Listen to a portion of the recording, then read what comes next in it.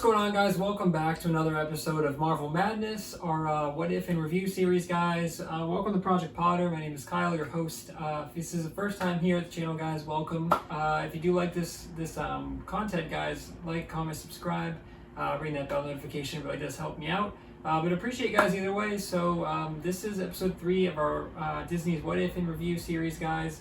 We had the first one. We had was Captain Carter, where instead of Captain America, we got Captain Carter. And then the second one was Black Panther becomes Star-Lord, Chadwick Boseman's RIP final performance. So, with that being said, guys, this one is based all around the Avengers and Nick Fury. And we'll kind of get into it here, but if you haven't seen the show before, guys, it's the rambling recap, which is me just kind of quickly going over the episode. The strongest character, the weakest character, the score out of 10. That's pretty much it. So kicking it off here, guys, with that recap. Again, this is like a kind of a rushed, different version of the first Avengers movie. Or kind of the setup. It's kind of phase 1, kind of all put into one here. So the opening shot, guys, we get a close-in on Nick Fury's face, and Samuel L. Jackson reprises his role here, and he's wonderful as always. But he goes, "There was an idea," and Natasha's in the car with him, and I believe they got ScarJo for this one. And she's like, yeah, to bring together ordinary people, we've heard it before. She's like, we know what the Avengers Initiative is, and I'm like, oh, that's pretty cool. And so they pull up and they see in the reflection there, Tony Stark in the donut. And guys, if you remember, Robert Downey Jr. did not sign off on this What If project. He's one of the only few MCU actors, which is strange because he's such a huge part of it. So he has kind of a small role here, but the guy who filled in for him, I'll put the name here, he did a really good job. Honestly, very, very good Tony Stark impression in just the small scenes that we got him. But yeah, kind of recreating it there where Natasha's like, you're putting your faith in that. When he's eating the donuts in the giant donut, we get the famous scene where Samuel L. comes over, Nick Fury comes over, and he says, I'm going to need you to exit the donut. And I'm like, it's still pretty good. So Tony comes down. They start telling about the plan, and Tony's got the marks because this is, remember, during Iron Man 2, I believe, and where he's going with he faced off against Mickey Rourke's character, and he's the arc reactor is killing him, so he's trying to figure out a way to cure that. So Fury's like, I know you tend to do everything yourself, but he's like, I need your help on this one. And so Natasha's like, yeah, don't worry, and she injects him with something that's supposed to, I forget in the original movie if he just is like, or if it knocks him out or whatever. She's like, don't worry, it's not going to be anything bad. And then Tony collapses on the floor and he dies.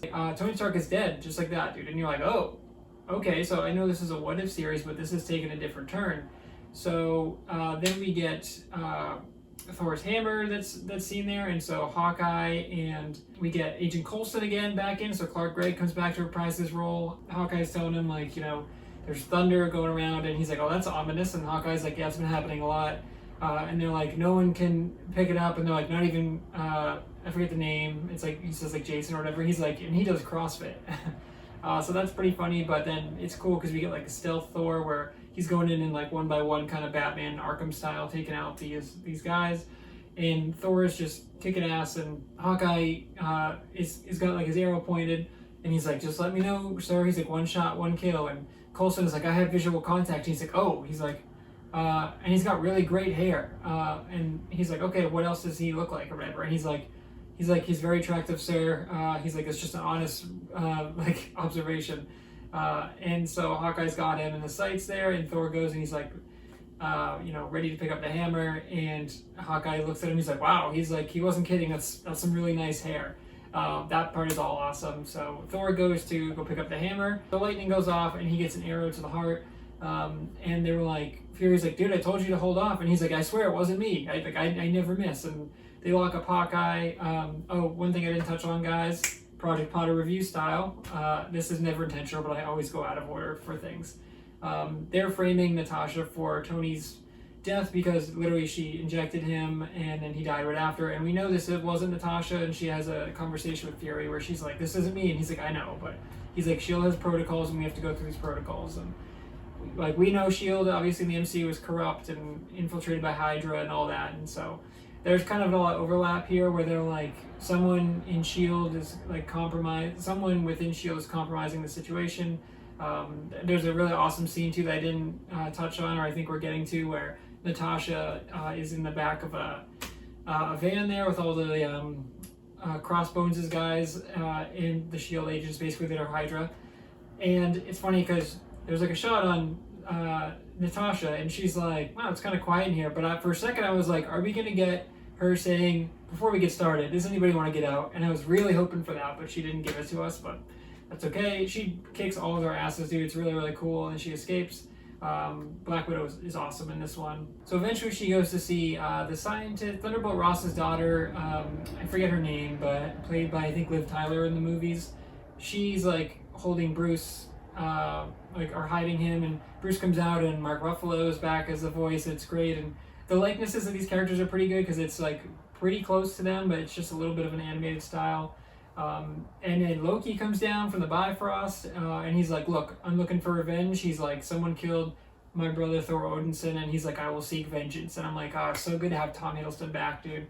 But I will say I was kind of sad that we got animated. Obviously this was going to happen, but we got animated Loki because part of Tom Hiddleston's great performances in Loki are his facial expressions and his movements, and it's like, they did a good job. The animators did a great job of trying to emulate that, but like hearing Tom's voice, especially coming off of Loki recently and not seeing him like do stuff, I was like, oh, it's like you're missing just a little bit, like a lot more live action Loki, which we know we're getting already. So go check out Man of Mischief, guys, if you haven't seen that before. That's my Loki review as well. Loved that series. So so basically, Bruce, we recreate the scene with Bruce from Hulk. Easily the worst MCU movie, right up here. He's at kind of that overhead, and where they usually use like the sonic boom cannons or whatever. Thunderbolt Ross comes up, and it's the same guy, I think, that voices him, and same thing. He's like, oh, we're after you, Hulk, blah, blah, blah. Hulk gets shot with something as well, and then he turns green, and he's like, Natasha, you need to run. And we're like, okay, how's this gonna play out? And then eventually Hulk blows up. He like gets way too big, and then he just blows up. It's disgusting. So Hulk is dead.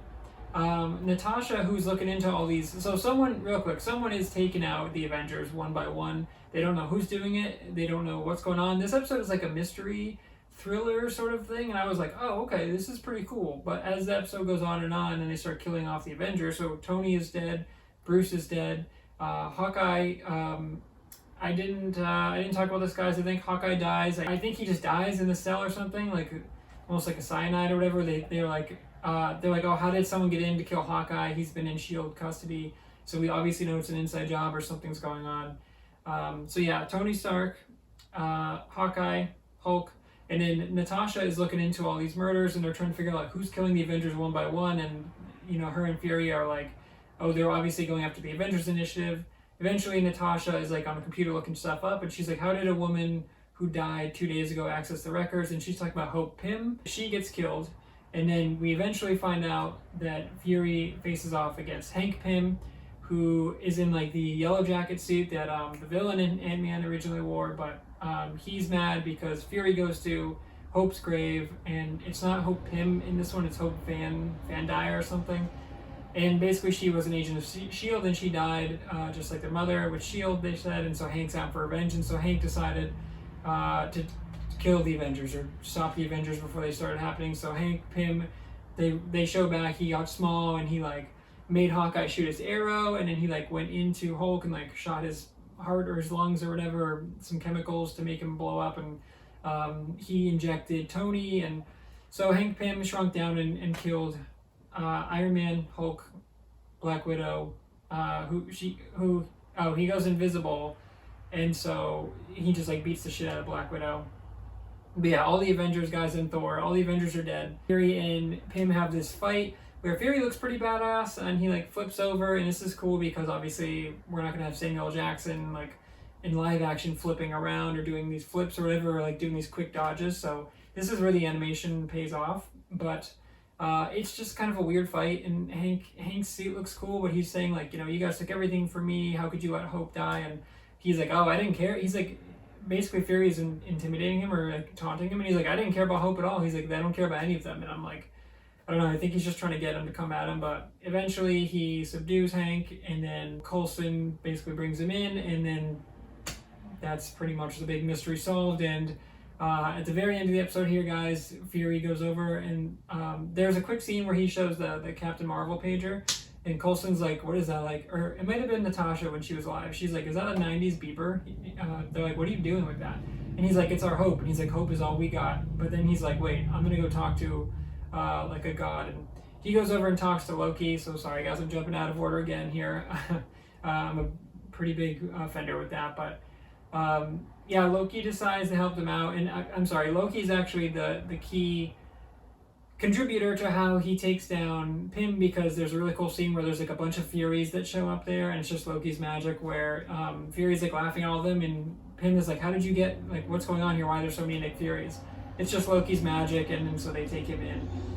Loki's like, oh, about that hammer. And then he goes to United Nations and solves like all of peace on the earth, but he says like, you know, you guys will all serve me now. And he's like, you were made to rule. So Loki ends up basically winning the Battle of New York, or the Battle of New York never happens because Loki wins, and now he's like ruling the earth. But Fury's like, well, there's one more hope, and he's like, he goes over and he clears the ice off, and it's Captain America's shield, which is interesting because I don't know if these are all connected or if they're all just different stories. But we had Captain Carter in the pilot, obviously, so I'm like, are we gonna have Captain Carter and Captain America, or is this a different reality, or what's going on? So yeah, that's pretty much how the episode ends.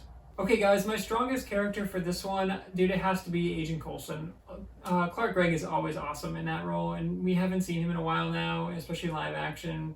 We saw him in Captain Marvel because that was like a throwback or prequel, so it's nice that he comes here. Also, Captain Marvel did show up there at the very end. I want to point that out as well. But yeah, Clark Gregg, dude, it's so funny. He's just always so charismatic, and he's like right in character where it's like he kind of knows what's going on, and looks like he's always got a step ahead. And then he like that scene where he's like, yeah, there's like a god figure over here. He's like, really, this guy's got really great hair, and he's like, sir, he's really attractive, or whatever he says, and it's like, that all of that part is awesome. But yeah, always great to see Agent Coulson back, and I'm glad that they can kind of do these animated shows to kind of bring him back in, or I'm sure he'll be back in live action at some point in one of these multiverse movies that are coming out. So Clark Gregg as Agent Coulson gets my strongest character for this week. Okay, guys, and on the opposite side of that, our weakest character, it's Nick Fury for me, dude. My biggest gripe with Nick Fury in the MCU is that he is built up to be this amazing character, this like espionage master, this leader of S.H.I.E.L.D. We know in the live action MCU that S.H.I.E.L.D. falls to Hydra, and he has like no idea. Same thing here where like these guys are getting killed one by one, and I understand that Pym shrunk down, and so they're like, how did someone get in? They're like, we didn't let anyone in. I get it, and he can shrink down into arrows and shit. But Fury is a step behind here, and I'm like, dude, Nick Fury should be one step ahead. You know, he should be all over the place, like, and he should have eyes and ears everywhere, and have a backup plan, and have backup plans for backup plans, like. And he doesn't seem to have that in this one. Coulson, I think, was a more appropriate person, and then he gets bailed out by Loki to save Pym, and you know they make him look cool for a minute, but that was probably just Loki's magic, so it was really just Loki doing that and messing with Coulson or messing with Pym, sorry, and it's like, I don't know, man, because Samuel L., I feel like I don't want to say his talent's being wasted because he's so a big part of the MCU, but I feel like he needs to do more, or we need to see him play a larger role other than just the head of S.H.I.E.L.D. when we kind of see him like, his S.H.I.E.L.D. crumbles in the live action, and in this one he kind of fails too, so yeah, Samuel Jackson is a legendary actor, and his voice is great, obviously, but I thought in this episode he was the weakest character. Okay, guys, that brings us to a score. For this one, I don't know if I want to say that I enjoyed this one the least. But then when I think about the first two episodes, I loved last week's, and the first episode I thought was jarring but cool. Yeah, I mean, I guess I'm going to say this is my least favorite one. This is a 7.3 for me. It's a really cool idea, like the Avengers getting killed off one by one, but the fact that Pym was the villain, or the big reveal, is a big letdown for me, where I'm like, I would have liked some obscure villain or something cool or someone really powerful.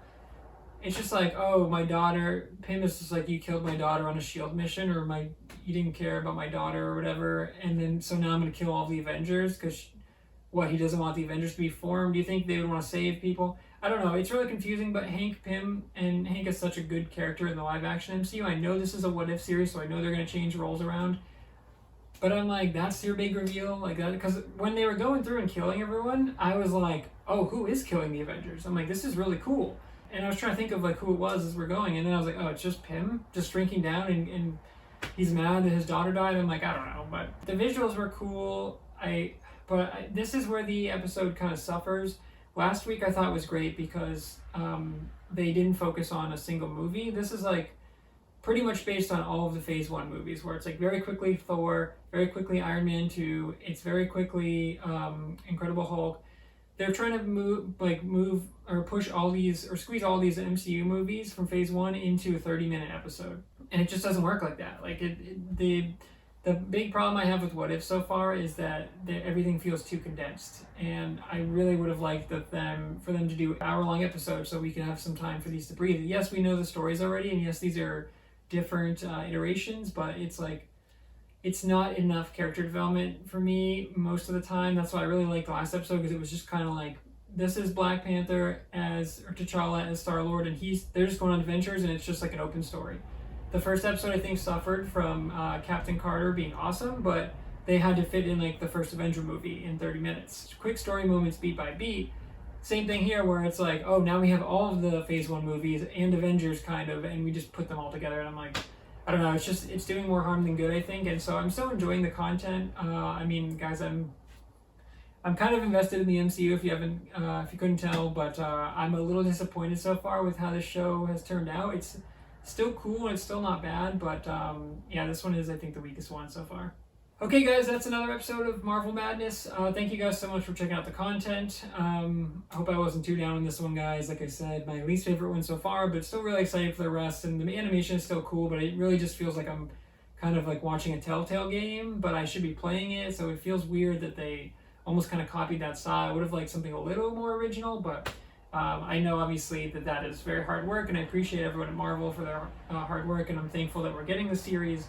It's just not quite what I had hoped it would be so far, but yeah, thanks for checking out Project Potter, guys. Like, comment, subscribe if you can. Really appreciate it. It would help me out, guys, and then until next time, guys, what if